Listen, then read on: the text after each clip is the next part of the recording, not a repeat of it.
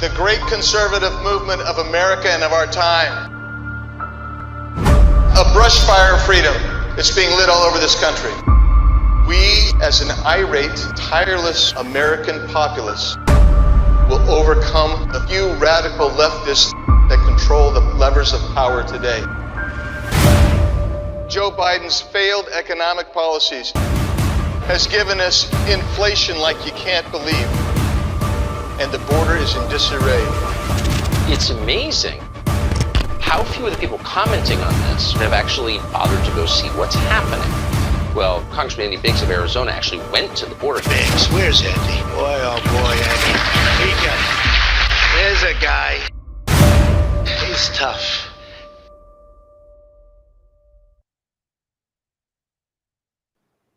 Welcome, everybody, to another edition of What's the Big's Idea, my semi-regular podcast. We're delighted to have you with us. Things look really wild. You got Chinese spy balloons. You've got us shooting down apparently a hobby club's balloon with a missile. You've got the border wide open. You've got Joe Biden saying that we've licked inflation. And then the report the day after he says that indicates that we still have inflation at the same rates. You see a lack of transparency. You see a lack of interest, quite frankly, in the train derailment in East Palestine, Ohio. You got Pete Buttigieg more concerned with the number of disparate white workers in construction industry vis-a-vis minorities, although he apparently hasn't looked at the demographics of that industry to understand that that's probably a majority minority that working the construction industry. I mean, what you have here is an administration that's out of control. And to help us talk about some of that stuff today, that's so important, particularly the out of control and weaponization of the DOJ and the FBI, as well as the Biden administration's doing something, and we're going to talk about this, that is absolutely ahistorical. They're setting a precedent, and who could be surprised about that? But I've got old friend Matt Schlapp, chairman of the Conservative Political Action Coalition, a nation's original grassroots conservative organization. Matt served at one time as the White House political director for President Bush and was a regional political director for the 2000 presidential campaign. He was the founder and currently manages Cove Strategies, which is a consulting firm that advises corporate, nonprofit, and political clients on elections, policy, and communications. I'm delighted to welcome to What's the Big's Idea, Matt Schlapp. Matt, thanks for coming. Hey, great to be with you, Congressman. And I do not know what's going on in our country, but it sure seems off. To say it is off is probably the kindest thing you could say about the Biden administration. So let's. You recently brought something to my attention, and so my office is working on this, and so let's just brief it here.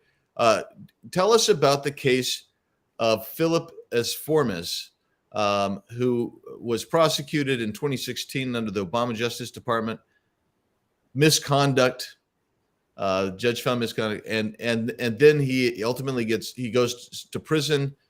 He's given clemency by President Trump. Tell us about that case, please. Yeah. So Philip S. Formes was brought up under charges. He's in the healthcare industry and obviously getting payments from the federal government. And he's brought up on charges that essentially he's bilking the government or misbilling the government. And he goes through a long trial and he's found guilty of some counts. He's sentenced to 20 years. And let me just put a full stop there. I think one of the things that CPAC works on every day is we do believe in locking people up and throwing away the key when they are violent, when they can do harm to our families. That's a real big thing. But on some more of this white collar stuff, it seems like there's a real hankering to put the people who are not violent away for the rest of their lives. So Philip S. Formes gets a 20-year sentence. He ends up serving 4.5 years. You can imagine how stressful, cataclysmic this is for somebody who is now put in with violent, felons, killers, rapists, and has a terrible experience in prison, obviously. is there for 4.5 years, and President Trump steps in, as he did with a lot of people, and gives him a sense of clemency. He commutes his sentence to time served. He didn't get the pardon, but he got essentially a literal get out of jail card. And the way we've operated as a country for 250 years, when a president, which is right in the Constitution, as you know, when the president gives somebody commutation, they're done with the charges associated with that wrongdoing, and leave it to the Biden administration's DOJ and Merrick Garland, who we were told was a moderate about 10 years ago. Boy, that turned out not to be true. Right. They're thinking about retrying Mr. Esformas on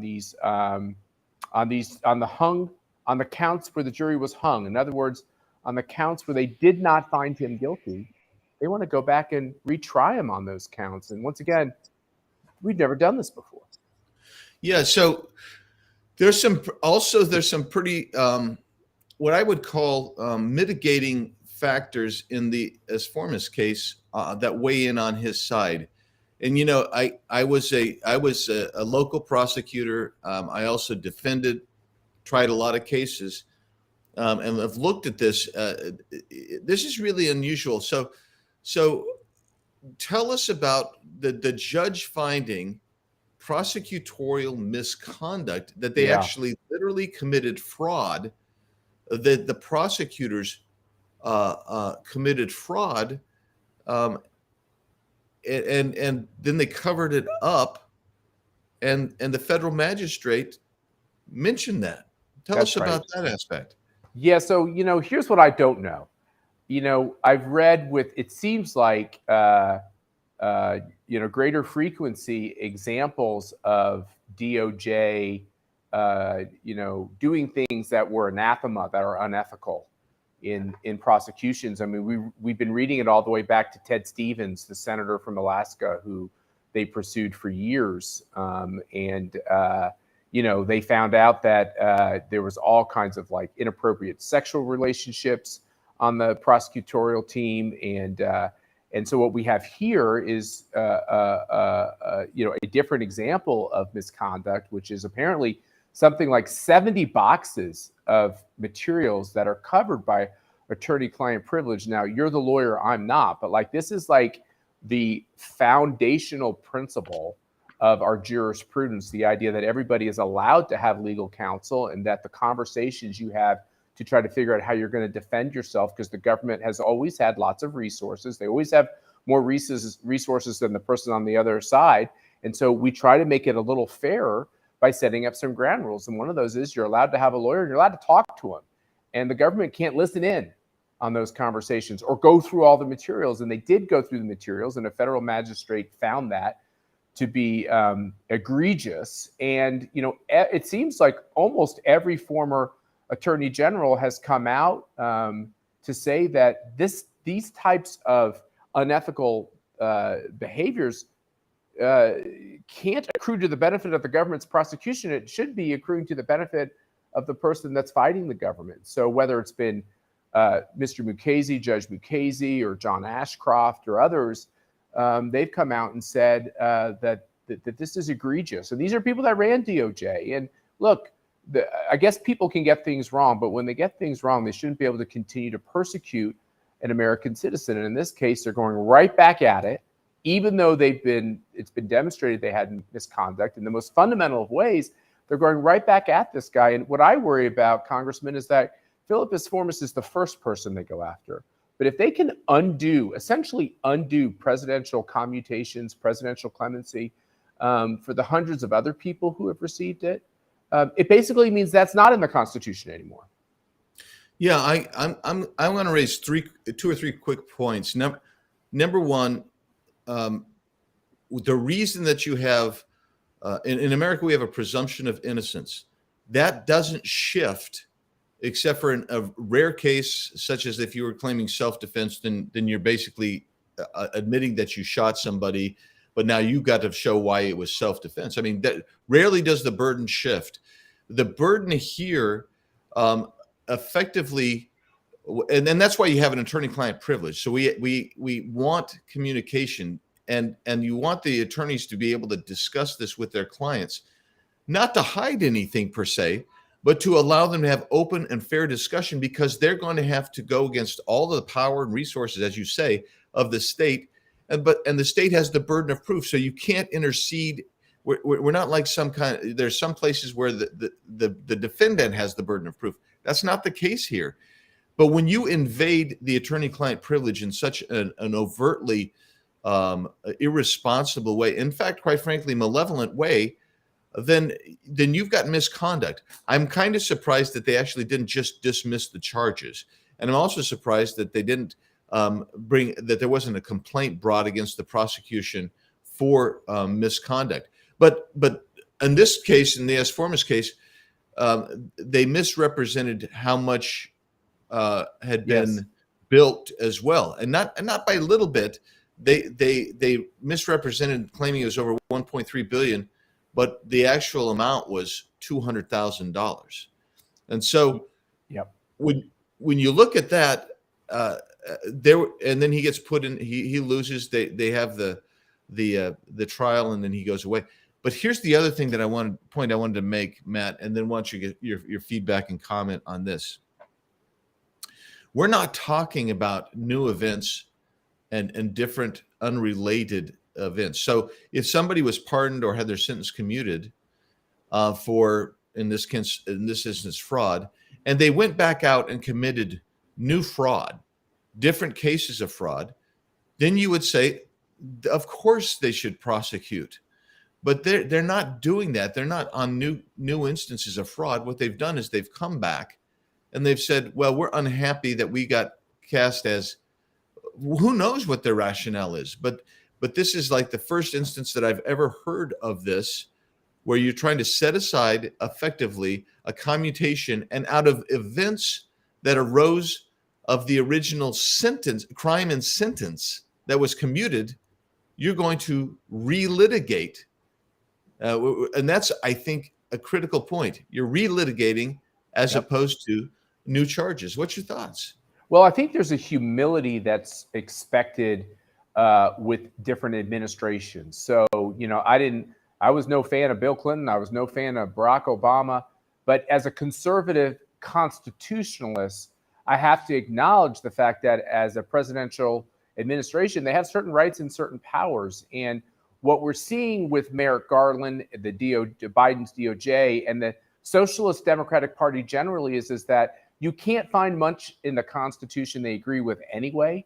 And so what you see is a constant assault on the fundamental, foundations, the Bill of Rights, the articles in the Constitution. They don't agree with them anymore, and they're trying to undermine them. Now, that gets you take this idea of constitutional humility, chuck it out the window when it comes to anything Trump. They hate Trump so much. They hate you, Congressman Andy Biggs, for supporting him and abetting him, they would say. They hate me. They hate CPAC for giving him a platform and supporting his agenda and helping him with that agenda. So anything Trump touches, they think that is, that's why they use these terms like insurrectionist, et cetera, because they're going to use that to undermine everything he did, whether he did it with executive action, whether he did it with his pardon power, no matter what that is, they're going to undermine it by saying it wasn't legitimate. Because remember, it was Hillary Clinton who said at the very beginning, it wasn't our side that said a president was illegitimate. It was their side who said Donald Trump was illegitimate because he participated in illegal activities around the 2016 campaign with the help of Russia, which turned out to be the biggest conspiracy of all the conspiracy theories ever concocted by anybody in our 2.5 centuries of existence as a country. So to me, this is a bigger question. Philippus Formas is, if you just had that one laser-like case, everyone should be appalled who loves the Constitution. It shouldn't have mattered whether Donald Trump or Joe Biden or Barack Obama gave him this commutation. It's rock solid legally because it's right there in the Constitution. But we're playing into this bigger idea that everything Trump touched should be ripped away, and he should be ripped from the pages of history. And let me tell you, behind Donald Trump is all of us who supported him, and they're trying to rip all of our rights away as well. Yeah, I mean, those are such excellent points. I mean, because they have attacked relentlessly. And as you were speaking, you just different examples just pop into your mind of this. And when you mentioned the campaign in and of itself, it leads to kind of, it's a great segue into the next topic we were going to hit, which is the weaponization of the DOJ, and the FBI, and quite frankly, the entire police apparatus of the federal level. And you saw the abuse of FISA against people like Carter Page. You saw the attempt to set up General Flynn by the FBI, the attempt by James Comey himself to set up Donald Trump in the transition period, and quite frankly, the FBI's participation in the Russian collusion hoax, which is a hoax, and then you have people like Adam Schiff and Eric Swalwell still in Congress who still, it's a dogma for them. It's a faith. You can prove it wrong a million times. Their own people have proved it wrong, and they still believe. They're true believers. But have you ever seen the DOJ, the FBI become more partisan, or revealed to be more partisan than we've seen in the last few years? All right, well, I'm going to give you a little bit of a different answer than you're expecting. I'm going to throw you a curveball. I'm going full Diamondbacks here. But the fact is this, which is I served President George W. Bush. I know I look old and everyone thinks I served H.W. Bush, but no, George W. Bush, who I continue to respect, and I appreciated my opportunities to work in his administration. People forget when the Bush-Cheney administration was done and coming to a close. I only served in that first term, but we can all argue as to whether or not we agreed with the war in Iraq and all these things. These are very legitimate and controversial questions to this day. But if you worked for Bush and Cheney, there were no jobs. He was at about 30% of the approval polls. Dick Cheney couldn't leave the country. Don Rumsfeld couldn't leave the country because they were considered war criminals. Don Rumsfeld got beat up on a bus here in D.C. because we were lower than pond scum. If you had Bush or Cheney on your resume, it was very hard to get a job. It was very hard to find the oxygen you needed to breathe and grow yourself personally and professionally. The Democrats have been doing this to Republicans for a long time. Now, I've watched my Bush friends, and I still have some, who have forgotten that part of history. It's all just about how Trump is orange man bad. And we used to all work for Republicans and Democrats in this town. It's just because Trump ruined it. They have a wrong view of history. The Democrats have decided to go after you if you serve a Republican president, aggressively. And the difference is with Trump is this, which was he was so wonderfully clear that he intended to destroy this town and its power, that they just have more venom against Donald Trump. And obviously the way his administration ended was hard for all of us. What happened at the Capitol was a rough way to end 4 really glorious years of destroying the power, money, and influence of Washington, D.C. Now, on the weaponization of DOJ, I went through all the investigations of the Bush years. It was equally unpleasant then as it is for the people going through this still today. But I do think it's so much worse. The idea that we have people that protested, rioted, whatever you want to call it on 1/6, the fact that they could still be in jail, the fact that some of them spent years in jail, it just shows you where they're going. Yeah, Matt, pre-trial, they've been in there for 2 years. This is that there's nothing you can find with that fact that's consistent with what we intended to do when we established this country, our founders established this country, and with what's within the Constitution. You don't get to riot for a left-wing cause and do great violence, kill a cop, do more damage in this country than we ever saw with any natural disaster, and have the biggest insurance claims we've ever had for that type of activity. And everybody gets out of jail the next day and everything's fine. And then when you see real outrage and you have our politics and you take to the streets, you could be in jail for 2 years. I mean, we're in a very, very, very dark place. And I think for you and I who have spoken up on these things, there's a consequence. And one of the consequences is if DOJ is this aggressive, if you speak up, will you be the next victim? And I think that's something I think about with every word that comes out of my mouth. Yeah, I mean, that's a problem. I personally look back, and if you study the history of the formation of the FBI, it has always been politically animated in some respects. Okay, it just has. And you're right to describe what was going on even before Trump. But I view Trump as a disruptor of the DC cartel. And he came in saying, "I'm going to, I'm going to disrupt it," and he was very overt about that. And he, there's nothing. Can I say there's nothing subtle about Donald Trump? And when Donald Trump talks about the cartel or the swamp, however you want, deep state, uniparty, establishment, whatever you want to call it, he was attacking their power and economic base, and they have risen up, and they have tremendous power.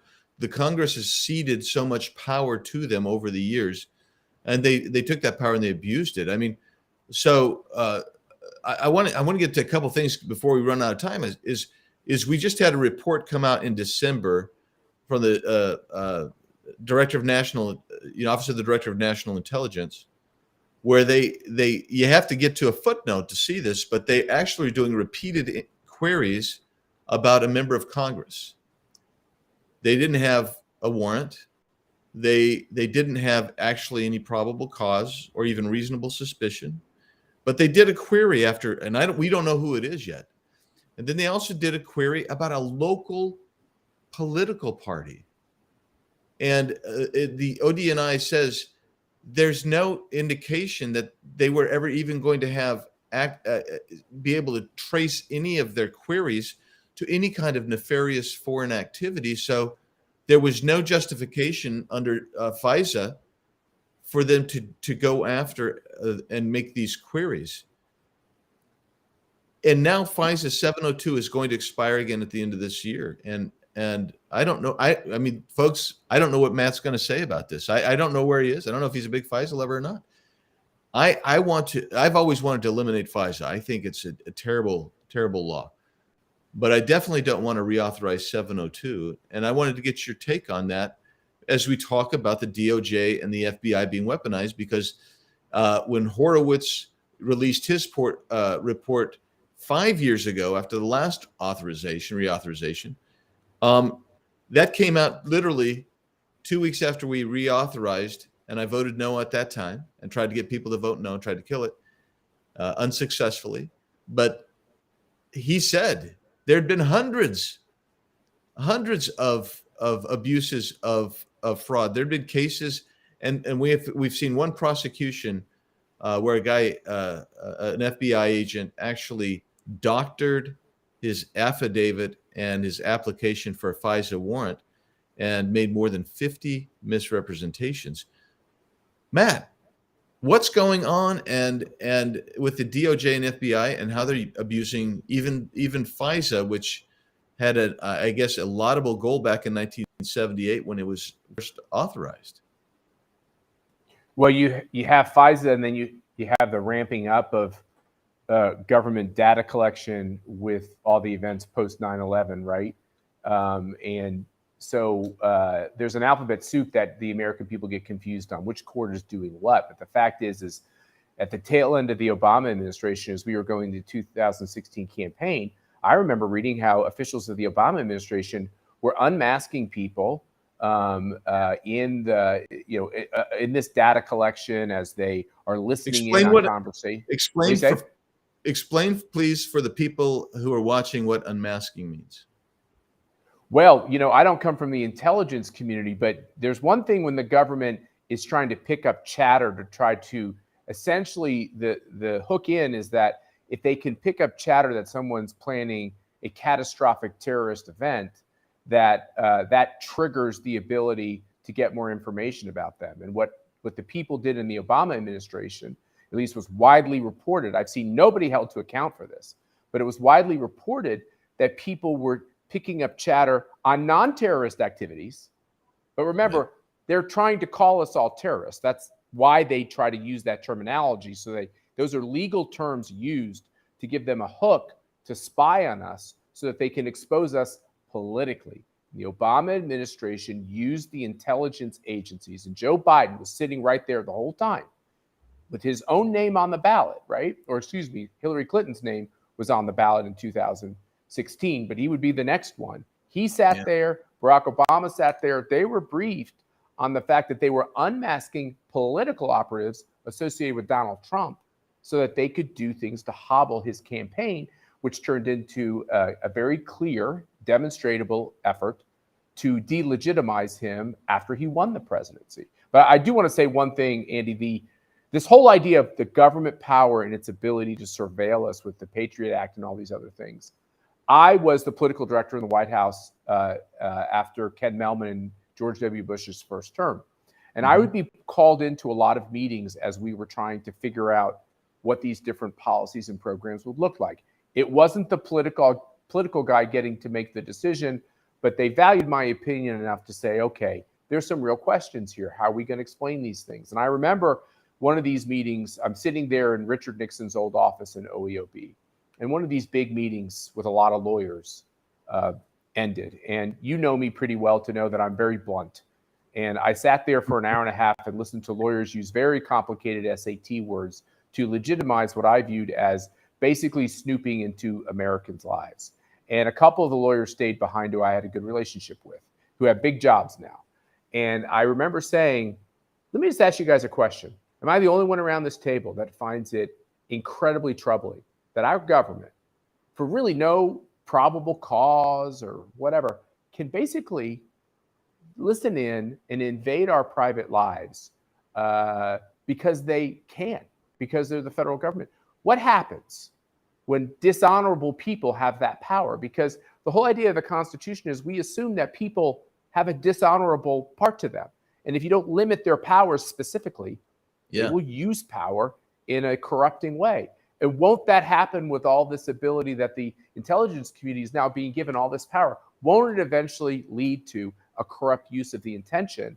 And I remember being told, and I know the one lawyer who told me this, I won't mention his name because he might be embarrassed if I say it, but he said, don't worry, Matt, I agree with your concerns, but these are the very best people, the very best people we have in society. We can trust them with this power. And I remember leaving that meeting and I thought, what if we can't trust them?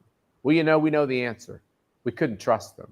And they did terrible things with it. And they continue to do terrible things with that power.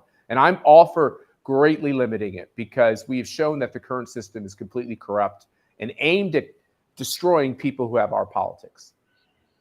Well, Matt, hey, thanks for taking some time with me. And I just want to close by saying your observation about the Constitution is exactly right. I mean, James Madison said, if men were angels, we'd need no government.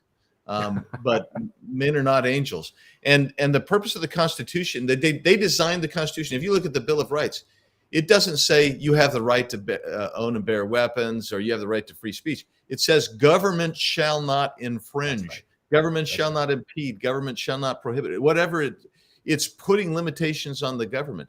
They set specific. They tried to iterate powers that the government could have, and they basically said, if it's not here, then everything else goes to the states. You don't have any power there. But the federal government, the way, and I really believe this, that when people get power or think they have some power, they almost always and immediately start to abuse that power. So it's a matter of trying to constrain it. So do you know who else do that? Can I just say real quickly? Yeah. Mercy and I have been going to daily mass for the last couple of months, and they've been going through Genesis day after day each morning. And do you know who else understood that the soul of men can be inclined to wickedness? The creator of man understood that. Absolutely. Which is why the whole story of man is we fall because we do wrong things. And then God redeems us because he loves us. But the idea that if you have a human being with his broken nature, that they're going to make all the right and virtuous decisions at every moment with their governmental powers. I have a book I want to send you if you believe that, because it'll change your mind. Yeah, no, you're so exactly right. I mean, we're created in God's image, but we're not perfected. So that's right. I have trouble trusting people with a lot of power. It's really dangerous. And where do we see this? I always say you see it in Alejandro Mayorkas and the Biden administration, that's Yep. where you see this abuse of power Yep. immediately. Well, Matt, you know, folks, if you want to follow Matt, you can go to Twitter at M Schlapp, that's MSCHLAPP, at Instagram at Matt Schlapp, and sorry, I keep saying that, at M Schlapp, and Truth at capital M Schlapp. So that's where you can go. You can follow me at Rep Andy Biggs AZ. You can go to biggs.house.gov. You can pick this up and listen to the audio version on Spotify or Apple Podcast. I'd refer you also to the documentary film that we made about the border called Alien Invasion. Encourage you to check that out as well. If you go to biggs.house.gov, you'll also have access to the op-eds that I write and publish. And I actually, we believe that over the last 5 years or so that I've been in Congress, I have published probably twice as many op-eds as the entire rest of Congress combined. So there's a lot out there. I'm very transparent. Matt knows I'm really transparent. I always kind of say what's on my mind. And we'll keep you posted on the Asformis case, because we think that's really important.